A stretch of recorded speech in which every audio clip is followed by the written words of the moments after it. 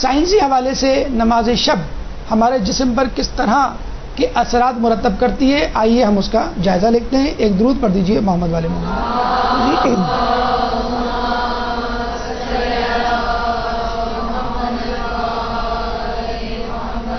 ہم سے کہا گیا تھا کہ آج کی تاریخ کی مناسبت سے آپ کیا بولیں گے، کتنا بولیں گے. ہم نے ماشاءاللہ کسی حد تک اپنا حق ادا کر دیا. اب آئیے ہمارے اصل موضوع یعنی نماز شب اور میڈیکل سائنس کے حوالے سے. سائنسی حوالے سے نماز شب، سائنسی حوالے سے نیند کو توڑنا، سائنسی حوالے سے نیند کو دو حصوں میں لینا، سائنسی حوالے سے at the mid of the night یا بالکل آخری پہر میں اٹھنا خود انسانی صحت کے لیے کتنا مفید ہے. اس میں ثابت کرنے کی بات نہیں، یقیناً مفید ہوگا. وقالو سمینا واتوانا کی منزل کہ وحی الہی کا ہر حرف جو ہے وہ صحیح، سچا اور صادق ہے. لیکن چونکہ انسان حصی دور میں رہ رہا ہے، اگر ہمیں چند حصی شواہد اور ثبوت مل جائیں اپنے لیے نہیں نوجوان نسلوں کے لیے، تو اس میں کوئی مذائقہ نہیں. دیکھیں پہلا زاویہ سائنسی حوالے سے یہ سمجھ لیجئے کہ انسان کی نیند دو حصوں میں تقسیم کر سکتے ہیں. حالانکہ لوگ یہ سمجھتے ہیں کہ انسان جو جب سوتا ہے تو وہ راحت میں ہوتا ہے، حالانکہ حقیقت نہیں ہے یہ بات مکمل طور پہ. انسان جب سوتا ہے تو اس کا ابتدائی حصہ انیشیل آورز یہ جو ہے وہ راحت کے ہوتے ہیں اور آخری گھنٹے وہ تھکن کے ہوتے ہیں. یعنی اس کی مثال ایسی ہے کہ آپ کو پڑھنے کا کہا جائے 8 گھنٹے، تو شروع کے 8 گھنٹے تو آپ بڑی تندہی سے پڑھیں گے، شروع کے 4 گھنٹے بڑی اچھی طرح پڑھیں گے اور آخری کے 4 گھنٹے آپ تھک جائیں گے. اسی طرح کھیلنے کے بارے میں بھی کہا جائے کوئی گیم تو شروع کا ہاف 50% انیشیل فیز بڑا ایکٹیو ہوگا، اس کے بعد آپ تھکنے لگیں گے. اسی طرح جب آپ کو درس دیا جائے 2 گھنٹے تو شروع کا گھنٹہ تو بڑا ایکٹیو ہوگا اور اس کے بعد جمائیاں آنی شروع ہو جائیں گی. تو ہو سکتا ہے آپ کے ساتھ اس وقت یہی ہو رہا ہو کہ نیند آ رہی ہو اور دوسرا گھنٹہ شروع ہو چکا ہے اور سر نے تو کہہ دیا سائنسی حوالے سے کہ فرسٹ ہاف جو ہے وہ ایکٹیو ہوتا ہے، سیکنڈ ہاف جو ہے وہ ایکٹیو نہیں ہوتا. ویسے اصولاً 4 گھنٹے کا لیکچر آپ سمجھ لیجئے اور یہ سمجھ لیجئے کہ شروع کے 2 گھنٹے آپ کو ایکٹیولی گزارنے. تو دیکھیے ہم جو نیند لیتے ہیں وہ 2 قسم کی ہے، سلو سلیپ اور فاسٹ سلیپ. شروع کی نیند یعنی فرسٹ ہاف سلو کہلاتا ہے اور سیکنڈ ہاف فاسٹ. شروع کا حصہ یعنی جو رات کے شروع میں ہوتا ہے اس میں افعال جسمانی دھیمے پڑ جاتے ہیں، سلو ڈاؤن ہو جاتے ہیں، انسان سکون اور راحت پاتا ہے. اور ظاہر سی بات ہے جب حالت سکون میں ہوں گی تو آپ کی بچت بھی توانائی کی زیادہ ہوگی. PNS پیراسمپیتھیٹک نروس سسٹم دماغ کا وہ حصہ ہے جو آپ کو سکون فراہم کرتا ہے، آپ کے اعضاء کو دھیما کر کے. یہ PNS کا فنکشن ہے. فاسٹ سلیپ سیکنڈ ہاف میں ہوتی ہے، رات کے آخر میں ہوتی ہے. افعال جسمانی تیز ہونے لگتے ہیں دوبارہ، یعنی جو دل کی دھڑکن کم ہوئی تھی وہ دوبارہ تیز ہو جاتی ہے، بلڈ پریشر جو کم ہوا تھا وہ دوبارہ زیادہ ہو جاتا ہے، عضلات کی حرکت جو کم تھی وہ زیادہ ہو جاتی ہے، مینٹل ایکٹیویٹی جو کم ہوتی ہے وہ زیادہ ہو جاتی ہے. اچھا یہ بھی ہم بتا دیں آپ کو کہ مینٹل ایکٹیویٹی بھی ہوتی ہے سوتے ہوئے، اور جو خواب جو آپ کو نظر آتے ہیں وہ عموماً آخری پہر میں نظر آتے ہیں. اکثر لوگ کہتے ہیں جو صبح خواب نظر آتے ہیں وہ سچے ہوتے ہیں، حقیقت میں خواب آخری پہر ہی نظر آتے ہیں. توانائی کی کھپت ہو رہی ہوتی ہے کیونکہ آپ کے تمام اعضاء نارملائز ہو رہے ہوتے ہیں اور PNS ان ایکٹیویٹ ہو رہا ہوتا ہے. تو آپ نے دیکھا کہ آپ کے جسم میں جو سسٹم ہے PNS وہ شروع کے ہاف میں ایکٹیو ہوتا ہے اور آخر کے ہاف میں ان ایکٹیو ہوتا ہے. تو ہم جو سوتے ہیں اس کا ابتدائی حصہ ہمارے لیے مفید ہے اور آخری حصہ مفید نہیں ہے. یعنی اگر ہم 8 گھنٹے سوتے ہیں، فرض کر لیں 10 بجے سوتے ہیں اور صبح 6 بجے اٹھتے ہیں، 8 گھنٹے کی نیند لیتے ہیں، تو یوں سمجھ لیجئے 10 بجے سے لے کے 2 بجے تک کی نیند اصل نیند ہے. اس کے بعد جو نیند ہے وہ بروکن نیند ہے. جیسے آپ پڑھنے کے حوالے سے آپ کو پڑھنے کے لیے کتاب دی جائے 8 گھنٹے، تو آپ دیکھیے گا شروع کے جو گھنٹے ہیں وہ اچھے ہوں گے، باقی کے گھنٹے بروکن ہوں گے. پیراسمپیتھیٹک نروس سسٹم دماغ کا وہ حصہ ہے جو جسم کو سکون پہنچاتا ہے، اور یہ سکون 3 طریقوں سے حاصل ہوتا ہے. یعنی PNS سسٹم اگر آپ چاہیں تو آپ کے جسم میں 3 طریقے سے آپ کو سکون پہنچا سکتا ہے. ایک طریقہ تو ہم نے آپ کو بتا دیا، یعنی نیند. یعنی نیند کے ذریعے انسان اپنے PNS سسٹم کو ایکٹیویٹ کر سکتا ہے، نیند کے ذریعے اپنے آپ کو سکون پہنچا سکتا ہے.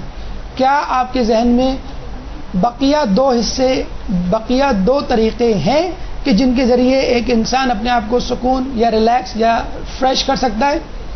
آئیے دیکھتے ہیں وہ کون سے 3 طریقے ہیں بشمول نیند کہ جو انسان کو سکون پہنچا سکتے ہیں، ریلیکس کر سکتے ہیں، اس کی تھکن دور کر سکتے ہیں.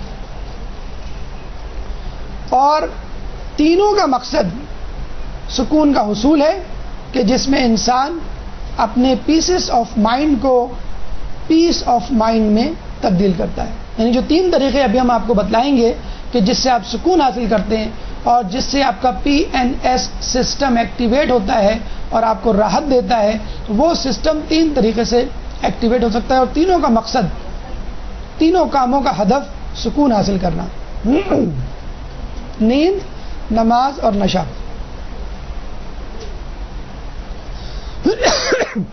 یہ وہ 3 طریقے ہیں جن سے انسان دانستہ نادانستہ طور پہ سکون حاصل کرتا ہے. سو کر آپ سکون حاصل کرتے ہیں، PNS سسٹم آپ کا ایکٹیو ہوتا ہے. نماز جب آپ پڑھ رہے ہوتے ہیں تو بھی آپ کا یہ سسٹم ایکٹیو ہوتا ہے اور سکون کی حالت میں، فریش ہونے کی حالت میں آپ جا رہے ہوتے ہیں. اور اتفاق سے نشہ جو لوگ کرتے ہیں ان سے اگر آپ پوچھیں تو وہ بھی یہی جواب دیں گے کہ ہمارا مقصد یہ ہوتا ہے کہ ہمارا جسم، ہمارا ذہن ریلیکس ہو جائے.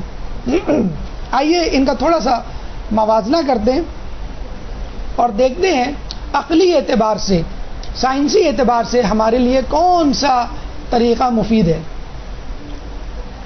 سب سے پہلے دورانیہ یعنی ڈیوریشن. نیند چند گھنٹے کی ہوتی ہے،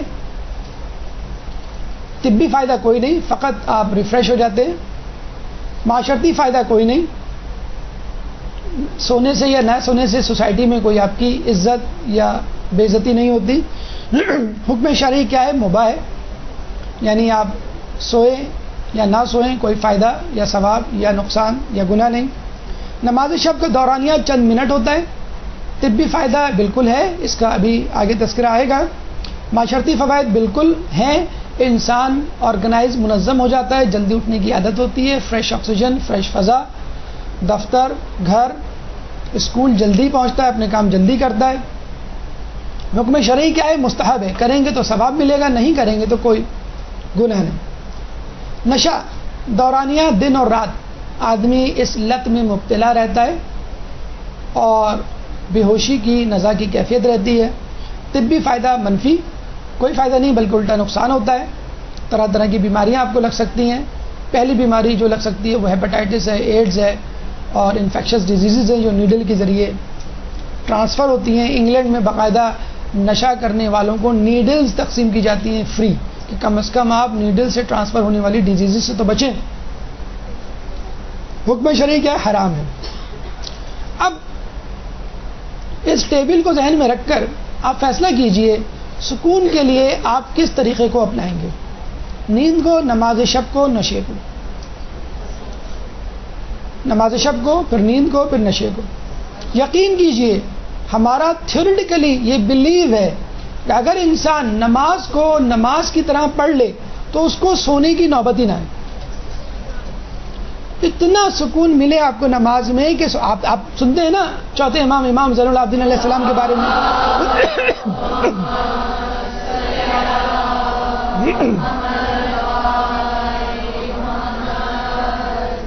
کہ 500 نمازیں 500 خرمے کے درخت کے نیچے کیسے سوتے کب تھے. کنیز نے کہا تھا نا کہ رات میں بستر نہیں لگایا اور دن میں دستر نہیں لگایا، تو سوئے بغیر کیسے جی لیتے تھے. یقین کیجئے آپ آج سے پریکٹس کیجئے، نیند اگر غائب نہ ہو کم از کم ضرور ہو جائے گی آپ کی. اس طرح نماز پڑھیے جس طرح حق ہے، ٹینشن میں نہیں، پسینے میں شرابور ہو کے نہیں. دیگچی رکابی اور دودھ کی پتیلی اور چائے کا جسے کہتے ہیں کہ ڈونگا جو ہے وہ آپ کے ذہن میں نہ ہو، دفتر کی فائلیں آپ کے ذہن میں نہ ہو، یا کرکٹ کا میچ اس کا اسکور ذہن میں نہ ہو، فقط خدا ذہن میں ہو. پھر آپ دیکھیے کہ کس طرح اللہ تعالیٰ آپ کو سکون پرووائڈ کرے گا. تو آپ کے پاس آپشن ہے 3. کہ which one do you choose. Moderate طریقہ یہ ہے کہ آپ سوئیے، ضرور سوئیے، لیکن اپنی نیند کو فجر سے پہلے توڑ ڈالیے. سلو نیند، سلو سلیپ جو آپ نے حاصل کی ہے اس پہ اکتفا کیجیے. ویسے بھی اس کے بعد second half of the sleep, fast slip آپ کے کام کی نہیں. اگر آپ سو بھی لیے تو کوئی فائدہ نہیں. آپ کبھی نوٹ کیجیے گا کہ جب آپ زیادہ سوتے ہیں، جب آپ اٹھتے ہیں تو آپ کی دل کی دھڑکن، بلڈ پریشر، سویٹنگ عروج پہ ہوتی ہے، اور اٹھنے کے بعد بھی آدھے گھنٹے تک تھکن کے مارے بستر پہ لیٹے ہوئے ہوتے ہیں. تو فاسٹ سلیپ جو آپ کے کام کی نہیں لینے کی بجائے آپ اس میں نماز شب پڑھ لیں. اچھا دیکھیں، اللہ تعالیٰ نے نماز شب کتنی رکھی؟ 11 رکعت. فجر 2 رکعت، ظہر 4 رکعت، عصر 4 رکعت. کوئی نماز 11 رکعت نہیں ہے. 11 رکعت نماز شب کہ آپ کو مکمل طور پہ نیند سے اٹھانا ہے. ورنہ لوگ تو بستر پہ لیٹے لیٹے نماز شب پڑھ کے سو جائے، پتہ بھی نہ چلے. اور آپ کو نماز کی طرف راغب کرنا ہے کہ جو سکون تم نیند سے حاصل کر رہے ہو وہ نماز سے حاصل کرو. کچھ لوگ کہتے ہیں کہ ٹھیک ہے ہم اٹھ گئے، ہم نے نماز شب پڑھ لی، لیکن یہ جو الجھن اور آنکھوں میں نیند اور سرخی اور بوجھل سی طبیعت ہوتی ہے اس کا کیا کریں؟ اس کا یہ کریں کہ یہ سیسٹا بیڈ خرید لیں. آپ نے اکثر دیکھا ہوگا ہمارے گھروں میں اکثر اب بھی اس قسم کے صوفے نظر آتے ہوں گے، جو صوفہ بھی ہوتے ہیں، بیڈ بھی ہوتے ہیں، صوفہ کم بیڈ. یہ باقاعدہ اس کا نام ہے سیسٹا بیڈ، جو تھوڑا سا کمفرٹیبل ہوتا ہے لیکن صوفے کے سٹائل کا ہوتا ہے. سیسٹا یا قیلولہ عموماً بستر پہ نہیں کیا جاتا، ایسی جگہ پہ کیا جاتا ہے جو آرام دہ تو ہو لیکن مکمل طور پہ نیند لانے والی نہ ہو. ورنہ ہوگا یہ کہ قیلولے کے چکر میں 6 گھنٹے کی نیند پوری کر لیں گے آپ، جس طرح آج کل رمضان میں ہم لوگ کر رہے ہیں. تو قیلولہ جو ہے نہ صرف ایک سنت رسول ہے بلکہ سائنسی حوالے سے بالکل ایک مصدقہ چیز ہے کہ ایسا کر کے انسان اپنی نیند کا بقیہ حصہ پورا کر سکتا ہے. اس میں یہ بھی یاد رکھ لیجئے کہ جب آپ دوبارہ سوئیں گے، فرض کر لیے 8 گھنٹے کی نیند کی بجائے آپ نے 4 گھنٹے کی نیند لی، اب آپ کے پاس کتنے گھنٹے رہ گئے؟ 4 گھنٹے. جب آپ دوپہر میں سوئیں گے ان 4 گھنٹوں کے لیے تو پھر وہی بات ہو جائے گی کہ شروع کے 2 گھنٹے یوزفل ہوں گے اور آخر کے 2 گھنٹے یوزفل نہیں ہوں گے. تو اب آپ کو 4 گھنٹے کی بجائے 2 گھنٹے سونا پڑے گا. اسی لیے علماء اعلام مجتہدین کی لائف ہسٹری، لائف اسٹائل دیکھیے تو ان کی نیند کم ہوا کرتی تھی، ہم لوگوں کی نیندیں زیادہ ہوتی ہیں. نیند اسی لیے کم ہوا کرتی تھی کہ وہ نیند کو 2 ٹکڑوں میں لیا کرتے تھے اور نیند کا جو بقیہ حصہ ہے اس کو نماز سے تبدیل کر دیا کرتے تھے. ایک اور بات، میڈیکل فزیولوجی کے مطابق میلاٹونن ایک ایسا ہارمون ہے جو دوپہر کے 2 بجے اور رات کے 2 بجے خارج ہوتا ہے. اور دیکھ لیجئے یہی 2 وہ اوقات ہیں کہ جس میں انسان سو رہا ہوتا ہے. اس وقت بھی 3:15 ہو رہے ہیں اور تقریباً کچھ لوگ سو رہے ہوں گے. تو 2 بجے رات کو عروج پر ہوتا ہے. 9 بجے دیکھیں یہاں پر آپ اگر غور سے دیکھ لیں، آئی سائٹ آپ کی اچھی ہے تو یہ 21 o'clock کا مطلب ہے 9 o'clock. یہ دیکھیے لکھا ہوا ہے اس میں میلاٹونن سیکریشن اسٹارٹس 21 o'clock یعنی 9 o'clock. اور اس کے بعد ادھر آئیے 2 o'clock 2 AM، اس میں کیا لکھا ہوا ہے؟ Deep sleep. یعنی میلاٹونن 9 بجے خارج ہونا شروع ہوتا ہے اور رات کے 2 بجے پیک پر ہوتا ہے. اور ماشاءاللہ ہم لوگ سوتے ہی 2 بجے رات کے. تو یہ وہ اوقات ہیں جس میں میلاٹونن ہارمون اپنی پیک پر ہوتا ہے، رات میں سونے کے وقت اور دن میں قیلولے کے وقت. اچھا ہم ہی نہیں بلکہ دنیا کے حیوانات بھی قیلولے پہ عمل کر رہے ہیں. ریڈر ڈائجسٹ میں باقاعدہ ایک ریسرچ چھپی کہ جنگل کے جانور 1 سے 3 بجے کے دوران قیلولہ کرتے ہیں. جی ہاں، ریڈر ڈائجسٹ جو 1,70,00,000 کی تعداد میں چھپتا ہے 70 کنٹریز میں اور 21 لینگویجز میں اس کا ٹرانسلیشن ہوتا ہے. اس کے مطابق جب سائنسدانوں نے ریسرچ کی اور جنگل میں جا کر معلوم کیا تو پتہ چلا 1 سے 3 بجے کا وقت جنگل کے جانوروں کے سونے کا وقت ہے. ایک صلوات پڑھے محمد والے میں.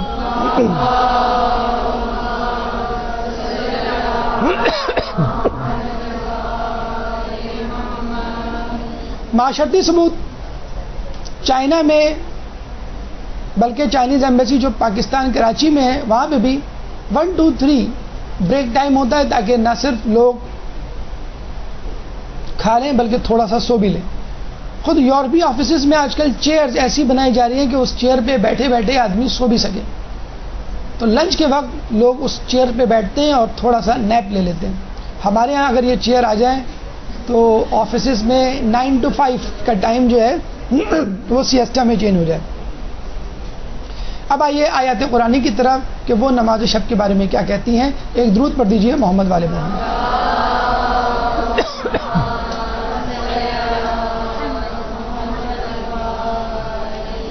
سورہ بنی اسرائیل آیت نمبر 79 میں اللہ تعالیٰ فرماتا ہے وَمِنَ اللَّيْلِ فَتَهَجَّدْ بِهِ نَافِلَةً لَكَ عَسَىٰ أَن يَبْعَثَكَ رَبُّكَ مَقَامًا مَحْمُودًا. اور رات کے ایک حصے میں قرآن کے ساتھ بیدار رہیں, یہ آپ کے لیے اضافہ خیر ہے, قریب آپ کا پروردگار اسی طرح آپ کو مقام محمود تک پہنچا دے گا. دیکھیں رسول اللہ کے لیے بھی مقام محمود تک پہنچانے کے لیے ایک شرط نماز تہجد نماز شب ہے. تو اگر ایک انسان نماز شب کی پابندی کرے تو کیوں نہیں وہ اپنے رسول کے ساتھ مقام محمود پر پہنچا ہوگا, اس مقام پر نہیں جہاں پہ خود رسول ہوں گے, یعنی اسی فلور پہ اسی پڑوس میں مومن موجود ہو سکتا ہے اگر وہ نماز شب کی پابندی کرے. اسی طرح سورہ طور آیت نمبر 49 وَمِنَ اللَّيْلِ فَسَبِّحْهُ وَإِدْبَارَ النُّجُومِ. اور رات کے ایک حصے میں اور ستاروں کے غروب ہونے کے بعد بھی تسبیح پروردگار کرتے رہیں. مومن کی خصوصیات میں سے ہے کہ رات کا ایک حصہ جو کہ آخری حصہ ہوتا ہے اس میں اللہ تعالیٰ کی تسبیح اور پروردگار کا جسے کہتے ہیں کہ اطاعت, پروردگار کی اطاعت اور عبادت انجام دیتے رہیں. کیونکہ رات کا حصہ وہ حصہ ہے کہ جس میں اللہ تعالیٰ سے آپ 1 to 1 ملاقات کرتے ہیں, جس میں کوئی رکاوٹ نہیں ہوتی, انسان نہیں ہوتے, کوئی شور شرابہ نہیں ہوتا, کوئی دنیاوی مشاغل نہیں ہوتے, کوئی کام یا کوئی ٹینشن, کوئی سٹریس نہیں ہوتا. اسپیشلی جب آپ سو کے دوبارہ اٹھتے ہیں تو آپ کا ذہن بالکل تازہ دم ہوتا ہے. تو یہ وہ وقت ہے کہ جب آپ یکسو ہو کر صرف اور صرف خدا کی طرف متوجہ ہوتے ہیں. تیسری سورہ دہر آیت نمبر 26 وَمِنَ اللَّيْلِ فَاسْجُدْ لَهُ وَسَبِّحْهُ لَيْلًا طَوِيلًا. اور رات کے ایک حصے میں اس کا سجدہ کریں اور بڑی رات تک اس کی تسبیح کرتے رہیں.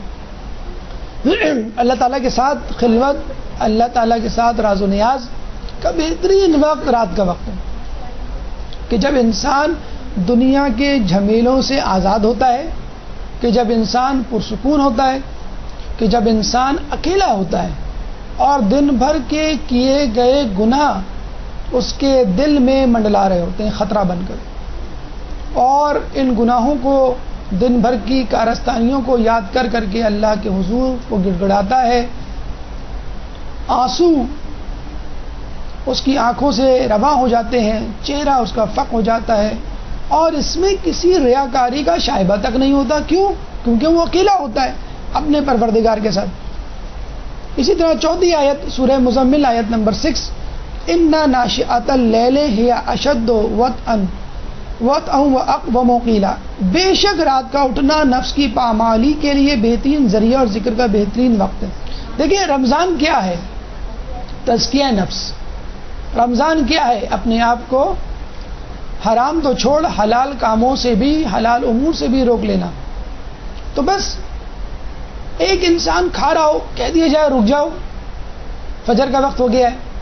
ایک انسان بھوک میں ہو اور اس کو کہا جائے کہ نہیں تم نہیں کھا سکتے. ایک انسان کو نیند آ رہی ہے اس کو اٹھا کے بٹھا دیا جائے. تو یہ کیا ہے؟ نفس کے خلاف چلنا. نفس کہہ رہا ہے کہ سو, خدا کہہ رہا ہے کہ نہیں سو. نفس کہہ رہا ہے کہ کھاؤ, خدا کہہ رہا ہے کہ نہیں کھاؤ. تو جب آدمی نماز شب کے لیے اٹھتا ہے تو وہ اپنے نفس پہ ظلم کرتا ہے, اپنے نفس کو کنٹرول کرتا ہے, اپنی نفس کی غلامی سے آزادی کا اعلان کرتا ہے اور خدا کی غلامی میں داخل ہوتا ہے. خدا کی غلامی اور نفس کی غلامی دو متضاد شیاں ہیں.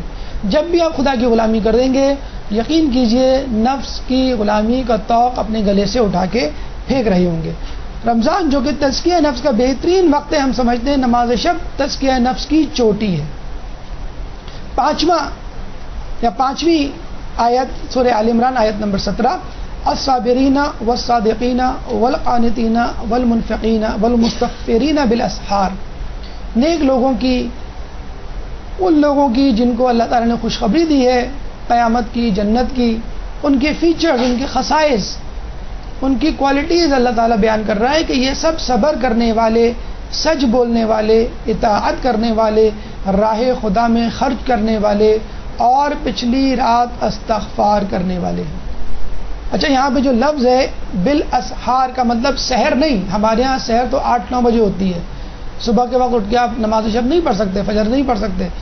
علماء اعلان فرماتے ہیں کہ سحر کا مطلب ہوتا ہے کہ نماز فجر سے 2 گھنٹے پہلے کا وقت۔ خود امام خمینی اور دیگر علماء کی آپ سوانح حیات پڑھیں تو آپ کو پتہ چلے گا کہ نماز فجر سے پہلے بیدار ہوا کرتے تھے، وہ بھی 1 گھنٹہ 2 گھنٹہ پہلے، 5 منٹ 10 منٹ پہلے نہیں۔ تو یہاں پہ سحر یا بالاسحار کا مطلب ہے پچھلی رات، یعنی آخری پہر، وہ پہر جو نماز فجر سے جا کر متصل ہو جاتا ہے۔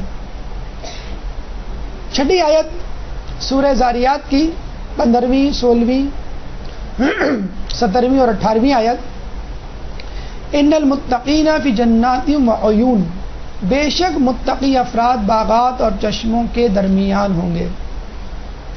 آخذین ما آتاتہم ربہم انہم کانوا قبل ذلک محسنین، جو کچھ ان کا پروردگار عطا کرنے والا ہے اسے وصول کر رہے ہوں گے۔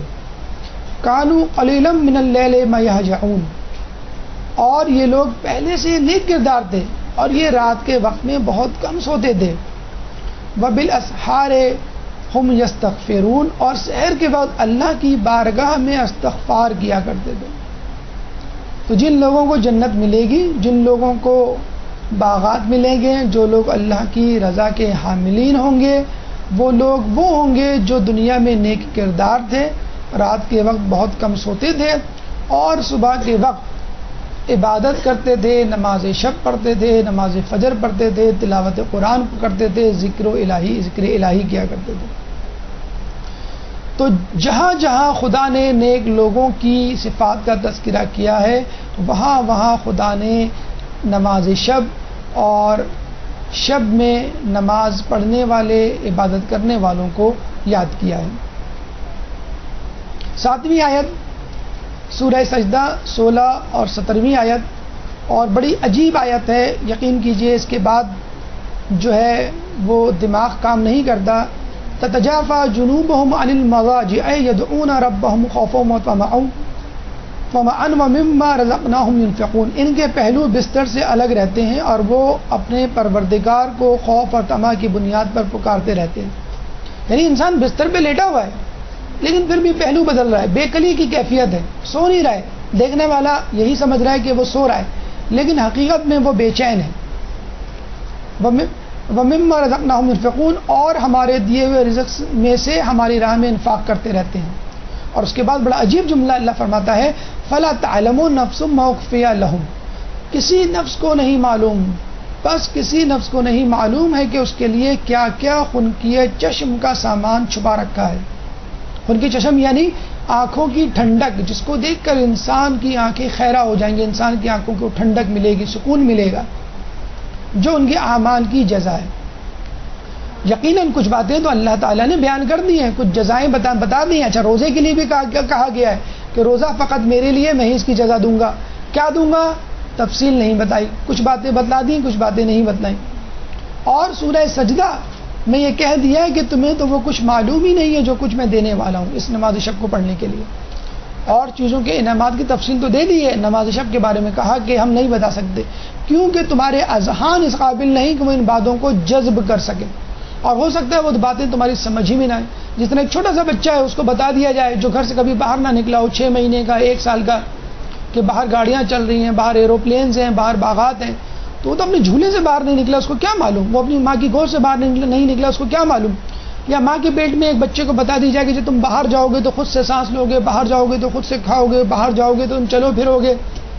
تو دنیا میں رہنے والے کسی شخص کو کہا جائے کہ تم جنت میں جاؤ گے تو تم اڑو گے، تو وہ ہنسے گا، میں کیسے اڑ سکتا ہوں؟ تو جنت کی زندگی اکثر مختلف زندگی، اس طرح ماں کے پیٹ میں ایک بچہ ادراک نہیں کر سکتا کہ دنیا میں جا کر میں کیا کچھ نعمتیں حاصل کر سکتا ہوں، کن کن چیزوں سے لطف اندوز ہو سکتا ہوں۔ اسی طرح دنیا میں رہنے والا شخص ادراک نہیں کر سکتا اور کچھ چیزوں کے لیے، کچھ اعمال کے لیے تو بالکل ہی نہیں کر سکتا، اور ان میں ایک نماز شب بھی ہے۔ اب آئیے آیات کے بعد روایت معصومین کی طرف کہ وہ نماز شب کے حوالے سے کن فضائل کا تذکرہ کرتی ہیں۔ ایک درود پڑھ دیجیے محمد والے محمد۔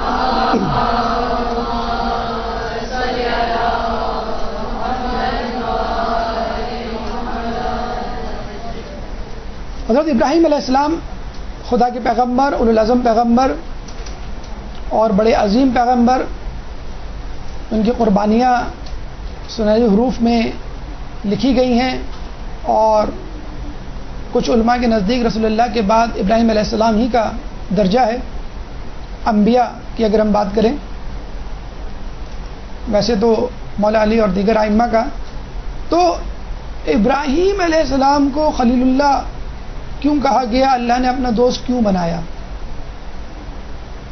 دو کوالٹیز، دو صفات ایسی تھیں ابراہیم علیہ السلام میں کہ جو اور انبیاء میں بھی تھی مگر بہت زیادہ ممیز تھی ابراہیم علیہ السلام میں۔ اللہ تعالیٰ نے حضرت ابراہیم علیہ السلام کو دو قسم کی نیکیوں کے باعث خلیل بنایا، ایک تو لوگوں کو کھانا کھلانے کے باعث، اور دوسرے ان کی نماز شب کی ادائیگی کہ جب لوگ سوئے ہوئے تھے۔ ابراہیم علیہ السلام کے بارے میں کہا جاتا ہے کہ وہ میلوں دور اپنے گھر سے باہر نکل جاتے تھے، مہمان ڈھونڈا کرتے تھے کہ کوئی مہمان ملے تو میں اس کے ساتھ بیٹھ کے کھاؤں، یہ ان کی مہمانداری تھی۔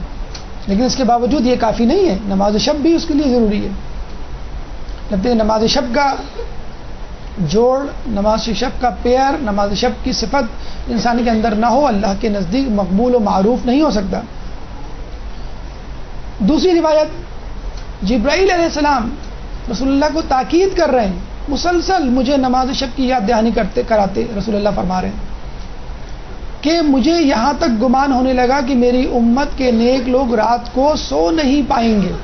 اس قدر تاکید، یہ فرض نہیں ہے، واجب نہیں ہے، لیکن اس قدر تاکید کہ میں یہ سمجھا کہ اگر یہی تاکید میں اپنے لوگوں کو کروں اسی طرح تو میرے لوگ خوف کے مارے، ڈر کے مارے پوری رات، اور یقیناً ایسے لوگ آج بھی دنیا میں موجود ہیں کہ جو بار بار اٹھتے ہیں، وضو کرتے ہیں، نماز پڑھتے ہیں، پھر سوتے ہیں، پھر اٹھتے ہیں، پھر سوتے ہیں، پھر عبادت کرتے ہیں۔ تو کیا ہے یہ نماز شب کا گلیمر ہے، یہ نماز شب کی خصوصیت ہے، نماز شب کی فضیلت ہے، جس کو ضائع کرنا کوئی بھی نہیں چاہتا۔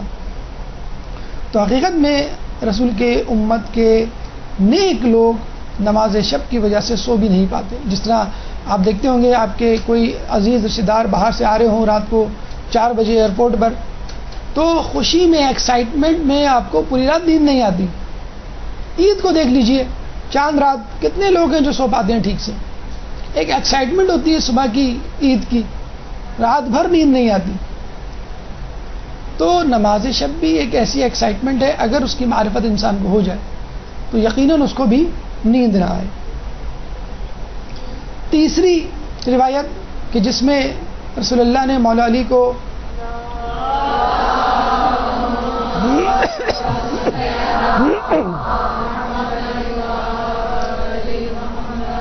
نصیحت فرمائی کہ علی مومن کو 3 مواقع پر خوشی ہوتی ہے، بھائیوں یعنی دوستوں سے ملاقات کے وقت، روزے کے افطار کے وقت، آخری شب میں نماز شب کے وقت۔ آپ نے ویسے تو یہ حدیث سنی ہوگی کہ مومن کو 2 اوقات خوشی ہوتی ہے، افطار کے وقت، ملاقات پروردگار کے وقت، لیکن ایک اور روایت ملاقات پروردگار کو ملاقات مومن سے بدل دیا۔ کتنا اعزاز دیا گیا ہے، کتنی جسے کہتے ہیں قدر و منزلت دی گئی ہے کہ اللہ تعالیٰ نے اپنی ملاقات کو ہٹا کر ایک مومن کی ملاقات کو رکھ دیا کہ اگر تم مومن سے ملاقات کرو گے تب بھی ان 3 اہم خوشیوں میں سے ایک ہوگی کہ جو میں نے مومن کے لیے رکھی ہے، بھائیوں سے، دوستوں سے ملاقات کے وقت، روزے کے افطار کے وقت، اور آخری شب میں نماز شب کے وقت۔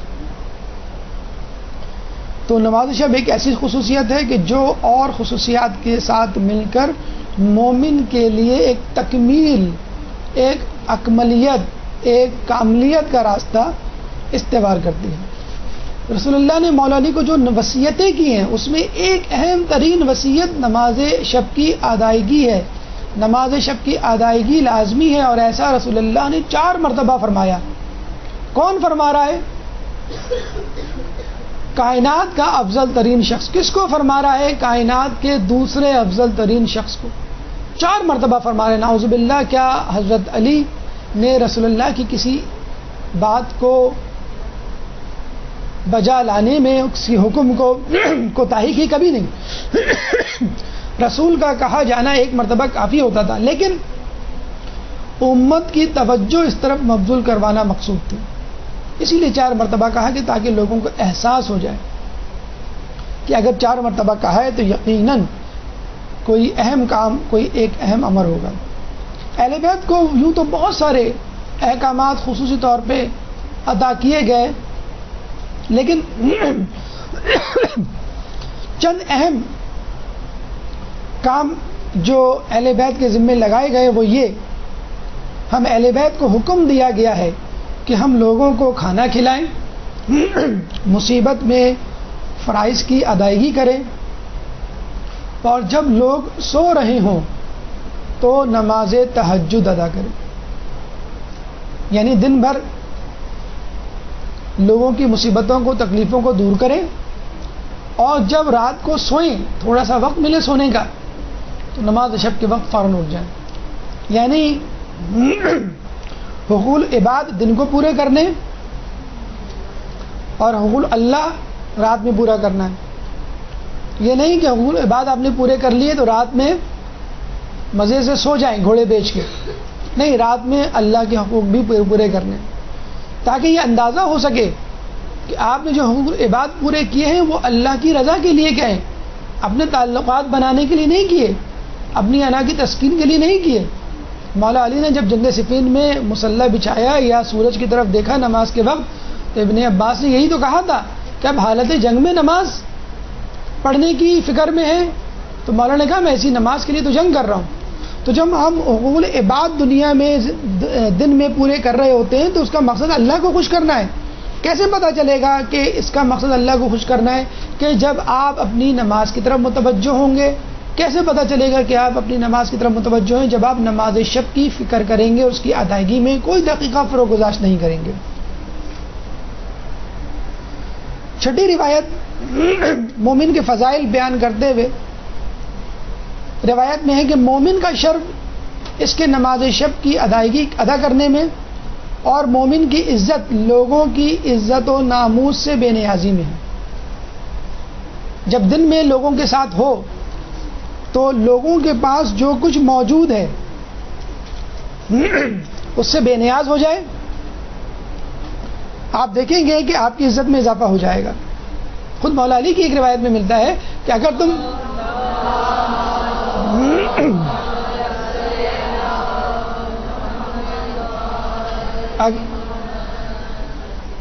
لوگوں میں عزت چاہتے ہو ان چیزوں سے بے نیاز ہو جاؤ جو لوگوں کے پاس ہے. ایک شخص رسول اللہ کے پاس آیا، کہنے لگا کہ مجھے کوئی نصیحت کیجیے، لیکن وہ نصیحت دنیاوی ہونی چاہیے، دینوی نہیں، خالصتاً دنیاوی. اب دیکھیں رسول اللہ نے کیا نصیحت کی. ایسی نصیحت کی کہ آپ اور ہم تمام لوگوں کے لیے زندگی گزارنے کا بہترین اصول ہے. رسول نے کیا فرمایا اس کو؟ کیا دنیاوی نصیحت کی؟ کسی سے کوئی چیز نہیں مانگنا، قرض، لباس، کوئی کام نکلوانا، کوئی چیز استعمال کی مانگ لینا. بہرحال وہ ٹھیک ہے، کسی نہ کسی کو کسی نہ کسی وقت پہ یہ مانگنا پڑ جاتا ہے، لیکن یہ حقیقت ہے کہ مانگنے والے کی ایک عزت جو ہوتی ہے اس میں کمی واقع ہوتی ہے. تو یہ حقیقت ہے کہ اگر آپ لوگوں کے درمیان بے نیازی کا مظاہرہ کریں گے. ایک دفعہ خضر علیہ السلام نے، جہاں تک مجھے یاد ہے، مفہوم روایت یہ ہے کہ مولانا سے پوچھا کہ کچھ بیان کیجئے، تو خضر علیہ السلام نے کہا کہ دولت مند کا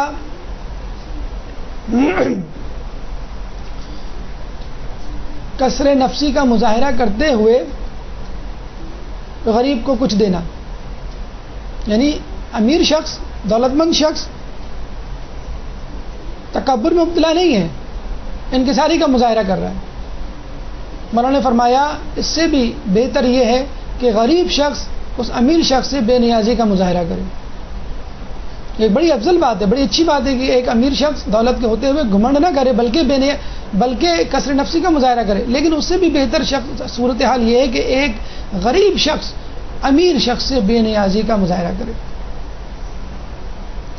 تو لوگوں سے بے نیاز ہو جائیے، کیوں کہ آپ اللہ کے بندے ہیں، اور یہ اسی وقت ممکن ہے جب آپ نماز شب کی پابندی کریں.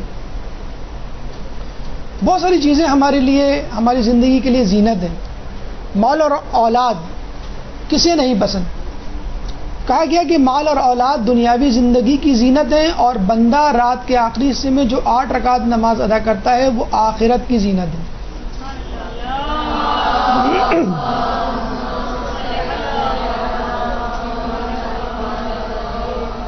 اگر آپ دنیا میں عزت چاہتے ہیں تو مال اور اولاد کے پیچھے بھاگیے، اور اگر آپ آخرت چاہتے ہیں تو نماز شب کے پیچھے بھاگیے. اور آپ کو معلوم ہے اللہ کے پیچھے بھاگنا، اللہ کی اطاعت اختیار کرنا ایسا ہی ہے کہ آپ دنیا اور آخرت دونوں کے مالک بن جائیں. اور دنیا کے پیچھے بھاگنا ایسا ہی ہے کہ آپ تمام تر کوششوں کے باوجود وہی کچھ پائیں گے جو اللہ نے آپ کے لیے لکھ دیا ہے. تو اللہ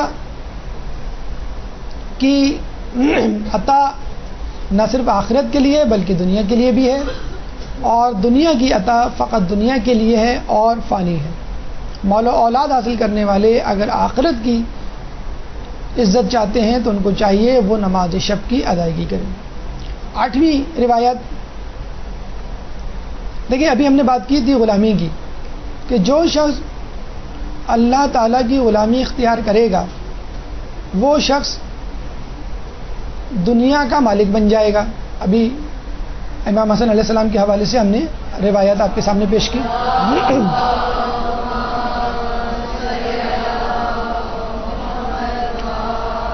لیکن دیکھیے کہ جس کثر نفسی کا، انکساری کا، حلم کا مظاہرہ ہمیں کرنا چاہیے، نعوذ باللہ اس کا مظاہرہ اللہ کہہ رہا ہے. اللہ اپنے لگ رہا ہے، اگر گستاخی نہ ہو اس کے حضور، لگ رہا ہے وہ اپنے اسٹیٹس سے نیچے آ رہا ہے. میں خالق ہوں لیکن پھر بھی تیرے آگے دوستی کا ہاتھ بڑھا رہا ہوں. میں خالق ہوں، تجھے دوست بنانے کی آفر کر رہا ہوں. حالانکہ خالق ہونے کے ناطے مجھے آقا ہونا چاہیے، تجھے میرا بندہ ہونا چاہیے. ابھی ہم نے بات کی. لیکن اللہ تعالیٰ اس آقے اور بندہ کے ریلیشن شپ کو بھی توڑنا چاہتا ہے اور کہتا ہے کہ میں تمہیں تو اپنا دوست بنانا چاہتا ہوں. اللہ تعالیٰ دوست رکھتا ہے اس شخص کو جو راتوں کو نماز پڑھتا ہے اور جاگتا رہتا ہے. کتنی بڑی بات ہے. کوئی پریزیڈنٹ، کوئی بادشاہ، کوئی ایم این اے، کوئی ایم پی اے، جس کو آپ ایک مرتبہ سلام کر لیں، آپ اس کو جواب دے دیں تو آپ لوگوں کو کہنے لگتے ہیں کہ بھائی وہ ہمارے جاننے والے ہیں، وہ ہمیں جانتے ہیں.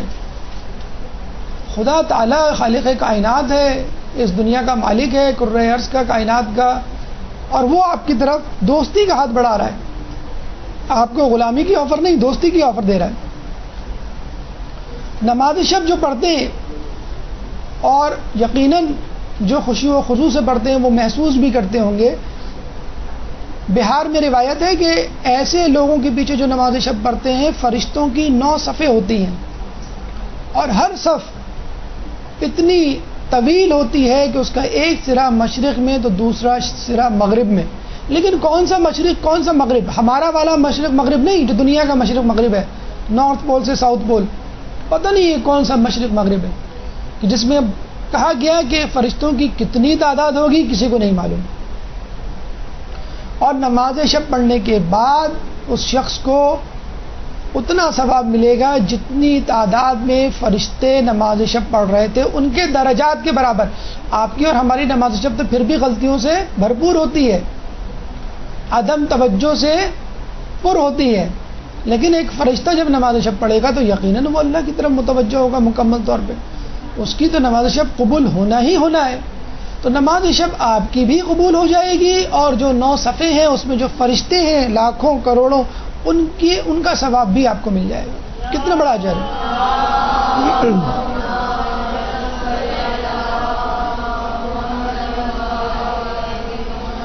دیکھیں ہم زندگی میں کس مقصد کے تحت زندگی گزار رہے ہیں؟ تزکیہ نفس. تزکیہ نفس کیوں کر رہے ہیں؟ کہ خدا تعالیٰ ہم سے راضی ہو جائے اور ہمیں بخش دے.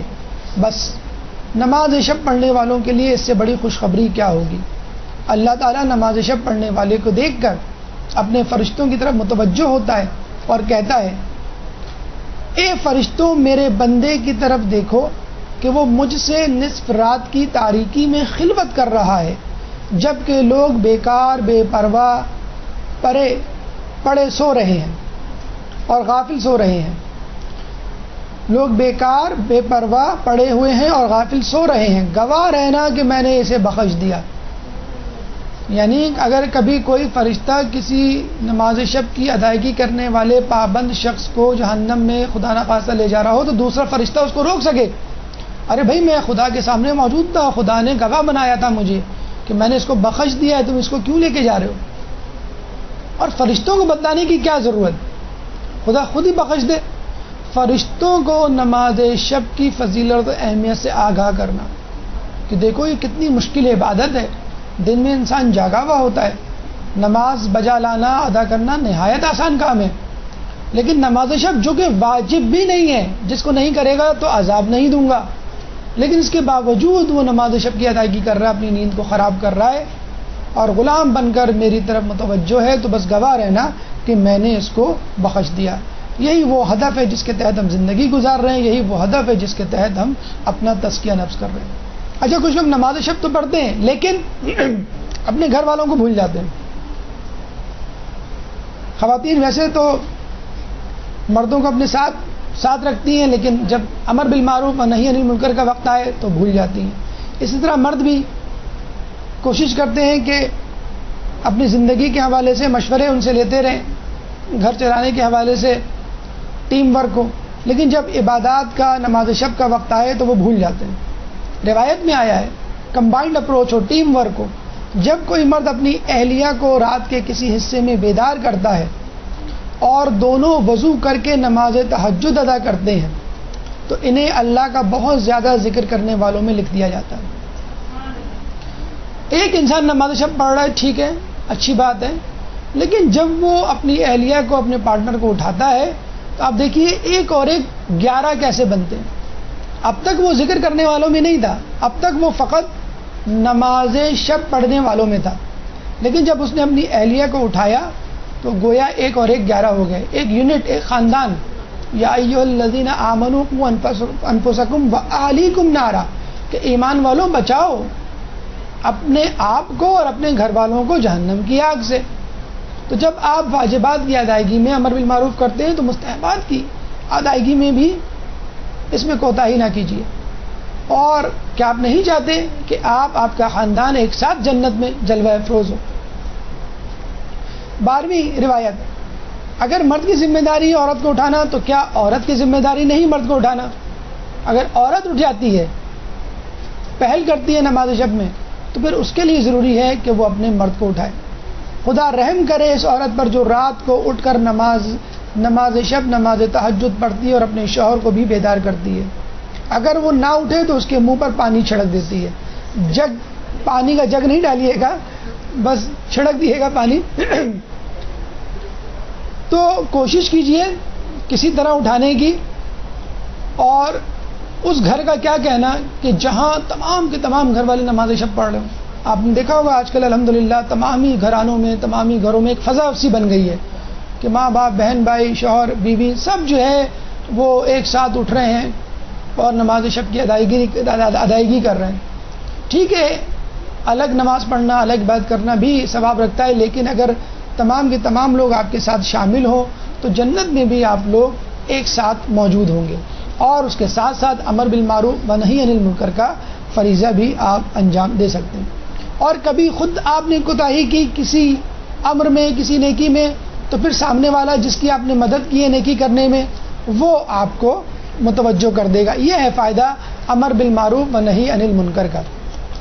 13ویں روایت جو ہمیں ملتی ہے اس حوالے سے کہ بندہ جو بھی نیک عمل کرتا ہے اس کا ثواب قرآن مجید میں موجود ہے سوائے نماز شب کے. اب اس روایت کے بعد جی نہیں چاہتا کہ انسان مزید قریدے پوچھے، استفسار کرے کہ نماز شب کا کتنا فائدہ ہے.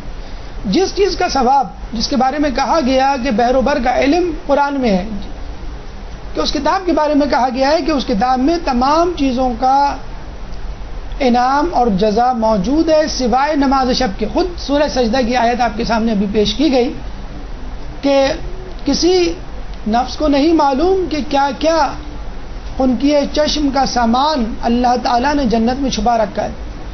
تو اس کا مطلب یہ ہوا کہ اتنا عظیم فائدہ ہے کہ خود قرآن میں سما کے نہیں دے رہا. اتنا عظیم فائدہ ہے کہ انسان اس کو ادراک کرنے سے قاصر ہے. 14ویں روایت، بیماریوں کا دفع. آج کل کے دور میں رہنے والے، سائنسی دور میں پڑھنے پلنے بڑھنے والے لوگوں کے لیے جو روزے میں میڈیکل پوائنٹ آف ویو سے فائدہ ڈھونڈتے ہیں، نماز میں میڈیکل پوائنٹ آف ویو سے فائدہ ڈھونڈتے ہیں، ان کے لیے ایک روایت کہ نماز تہجد بدن کو درست رکھتی ہے. اور یہ ٹھیک بھی ہے. دیکھیں، جب آپ سوتے ہیں تو آپ کی معدے کی رطوبت زیادہ خارج ہوتی ہے جب آپ فاسٹ سلیپ لیتے ہیں، اور اس صورت میں آپ السر کے مریض بن سکتے ہیں. جب آپ سوتے ہیں زیادہ طویل دورانیے کے لیے تو آپ کا بلڈ پریشر مدھم ہو جاتا ہے، کم ہو جاتا ہے، بلڈ فلو کم ہو جاتا ہے، خون رک سکتا ہے، کلاٹ بن سکتا ہے، اور یہ کلاٹ پیرالسس یا اٹیک میں، فالج کے اٹیک میں تبدیل ہو سکتا ہے. خود دل کی دھڑکن جب تیز ہوتی ہے، بلڈ پریشر خود بخود ہائی ہو سکتا ہے. ایسا شخص بلڈ پریشر کا مریض بن سکتا ہے. دل کے امراض دل کی دھڑکن کے زیادہ ہونے کے سبب ہو سکتے ہیں. تو زیادہ سونا انسان کو بیماریوں میں مبتلا کر سکتا ہے، اور کم سونا نماز شب کی صورت میں انسان کے جسم کو تندرست رکھ سکتا ہے. اور صرف جسم ہی نہیں، انسان کا چہرہ ایک نورانی صفت سے آراستہ ہو جاتا ہے. روایتوں میں کہ نماز شب چہرے کو سفید کرتی ہے، نماز شب رات کو پاکیزہ بنا دیتی ہے، اور نماز شب روزی میں اضافے کا سبب بنتی ہے. کون ہے ایسا شخص کہ جس کو یہ تمام چیزیں نہیں چاہیے ہوں؟ مردوں کے مسٹر یونیورس کے مقابلے کروائے جائیں تو آغا خامنہئی جو ہیں وہ اول ہیں.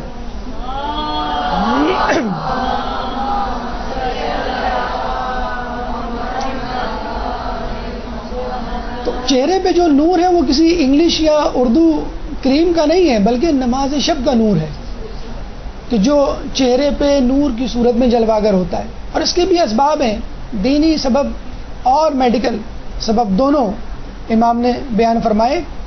پھر روزی کا سبب، جیسے ہم نے آپ کو پہلے بھی بتلایا تھا کہ امریکہ کے ایک سیلز مین سے پوچھا گیا کہ آپ کی ترقی کا راز، انہوں نے کہا کہ میں تمام امریکہ سے 1 گھنٹے پہلے اٹھتا ہوں.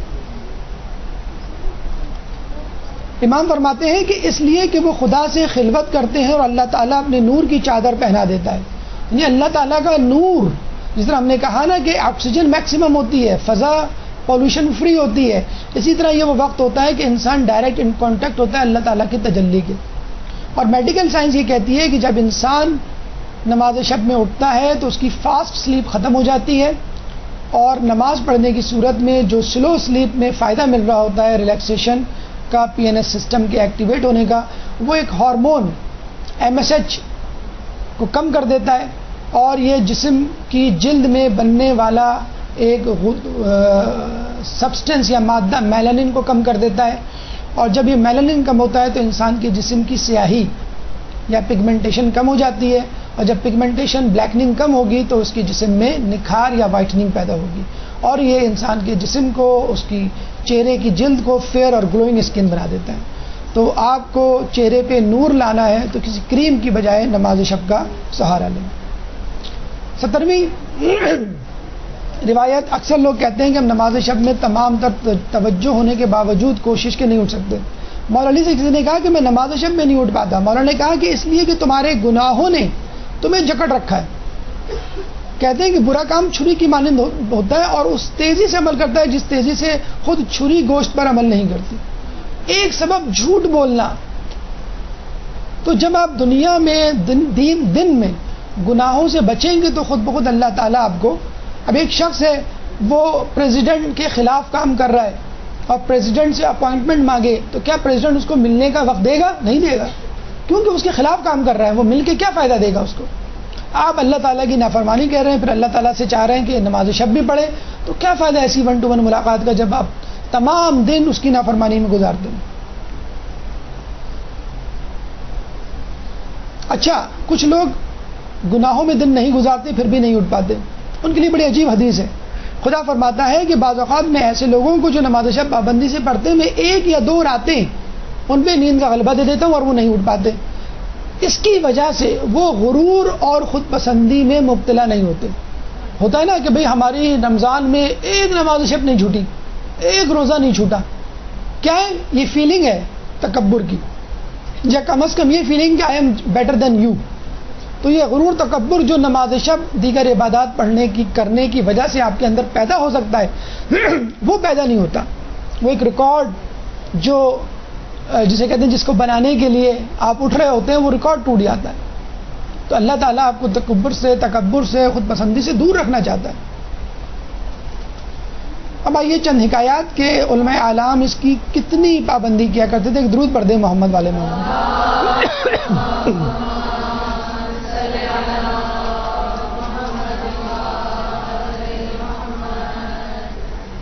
علماء اعلام مجتہدین نماز شب کی اتنی پابندی کیا کرتے تھے کہ نماز شب نہ پڑھنے والے سے غصہ ناراض ہو جایا کرتے تھے. آیت اللہ گل پاغینی نے اپنے بچے کو آنکھ کرنے کی دھمکی دے دی. ہم نہیں کہتے ہیں اگر تم ہوم ورک نہیں کرو گے تو ہم تم سے بات نہیں کریں گے، تم نے ہمارا کہنا نہیں مانا تو ہم تم سے ناراض ہو جائیں گے. آیت اللہ گل پاغینی کہتے ہیں اگر تم نے نماز شب نہیں پڑھی میں تمہیں آنکھ کر دوں گا. کہاں ہیں وہ باپ، کہاں ہیں وہ مائیں جو اپنے بچوں سے فقط اس بات پر ناراض ہو جائیں کہ اگر وہ تاخیر سے نماز پڑھیں گے تو ہم ناراض ہو جائیں گے، اگر وہ نماز نہیں پڑھیں گے تو ہم ان کے خلاف کارروائی کریں گے. گناہوں پر ناراض ہو جانا، نیکیوں پہ خوش ہونا، یہ ہے اصل تربیت کا نقطہ. آیت اللہ بہجت کے بارے میں کہا جاتا ہے وہ فقط 4 گھنٹے سویا کرتے تھے. اور اب نے ابھی بتایا کہ اگر آپ اپنی نیند کو اس طرح ایڈجسٹ کریں، اس کو بریک اپ کریں، قیلولے میں تبدیل کریں اور فاسٹ سلیپ کی جگہ نماز شب پڑھیں تو خود بخود آپ کی نیند میں کمی ہو جائے گی. اور خود رمضان گزارتے ہوئے آپ نے یہ محسوس کیا ہوگا کہ آپ کی نیند میں جو حقیقی طور پہ رمضان گزار رہے ہیں، ورنہ کچھ لوگوں کی نیند میں تو اضافہ ہو چکا ہے. اب مقدس اردبیلی ماشاءاللہ اتنا بڑا امامہ انہوں نے پہنا ہوا ہے. ان کے بارے میں مشہور ہے کہ جب یہ گھر سے باہر نکلتے تھے تو اگر کوئی کپڑا مانگتا تھا تو اپنے امامے کا کپڑا پھاڑ کے کاٹ کے دے دیا کرتے تھے. گھر واپس آتے تھے تو ننگے سر ہوتے تھے. ان کو کسی نے 1000 درہم دیے، بڑی مشکل سے انہوں نے رکھے. صبح حمام گئے نہانے کے لیے کہ نماز شب پڑھنی ہے تو حمام والے نے کہا کہ ابھی وقت نہیں ہوا، فجر میں کھلے گا حمام. تو انہوں نے کہا کہ ٹھیک ہے تم مجھ سے کچھ پیسے لے لو، دروازہ کھول دو وقت سے پہلے. تو اس نے ہنس کے کہا ٹھیک ہے میں 100 درہم لوں گا. 100 درہم اس زمانے میں بہت تھے. انہوں نے کہا ٹھیک ہے میں تیار ہوں. حمام والا دروازے کے پیچھے یہ سمجھا شاید یہ مذاق کر رہے ہیں. کہا میں 200 درہم لوں گا. انہوں نے کہا ٹھیک ہے میں تیار ہوں. اس نے کہا میں 300 لوں گا، میں 500 لوں گا، پھر 800، 1000 درہم. جب اس نے گئے تو مقدس اردبیلی نے کہا میں اس کے لیے بھی تیار ہوں. تو اس نے ایک دم سے دروازہ کھولا کہ تم کو کیا ہو گیا؟ اس نے کہا کل ہی مجھے کسی نے 1000 درہم دیے تھے، یہ لو مجھے نہانے دو، مجھے نماز شب پڑھنی ہے. تو ہمیں کوئی شخص ہے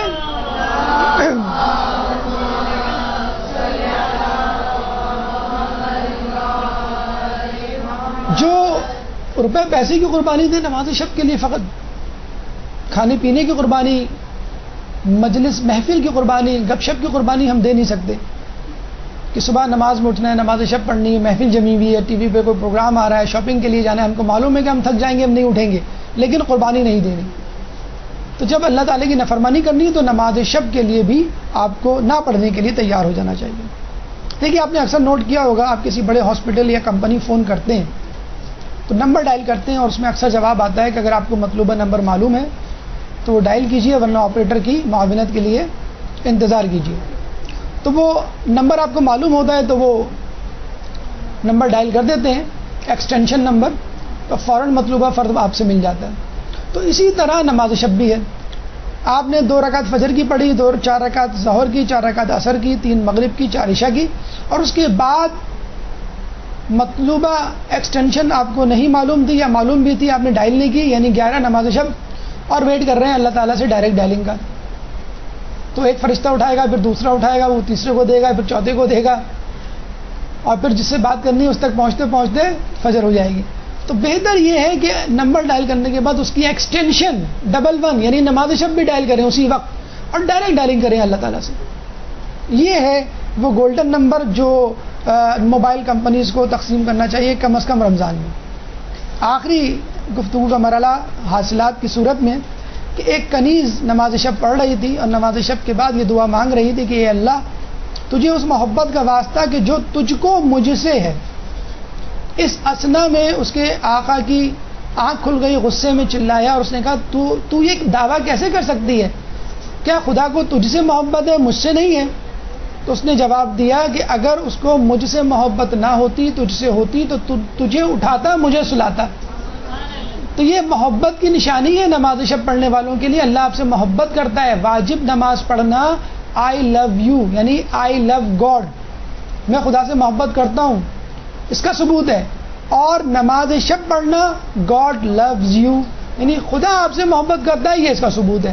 محب ہونا اور بات ہے, محبوب ہونا اور بات ہے. کسی کو چاہنا آسان کام ہے اور کوئی آپ کو چاہے یہ بہت بڑا کام ہے. اس کے ساتھ ہی ہماری گفتگو اختتام کو پہنچی. اس درس سے متعلق اگر آپ کے ذہن میں کوئی سوال ہے تو آپ کر سکتے ہیں.